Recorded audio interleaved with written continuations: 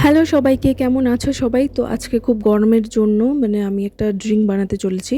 তো তার জন্য লাগবে এরকম একটা কাঁচের জার। আর এই যে কী নিয়েছি আমি বলে দিচ্ছি। এখানে কয়েকটা কিউকাম্বারের স্লাইস, তারপর লেমনের স্লাইস, টারমারিকের স্লাইস, তারপর জিঞ্জারের স্লাইস আর কয়েকটা মিন্ট লিপ। বাস এগুলোই লাগবে, আর নর্মাল ওয়াটার।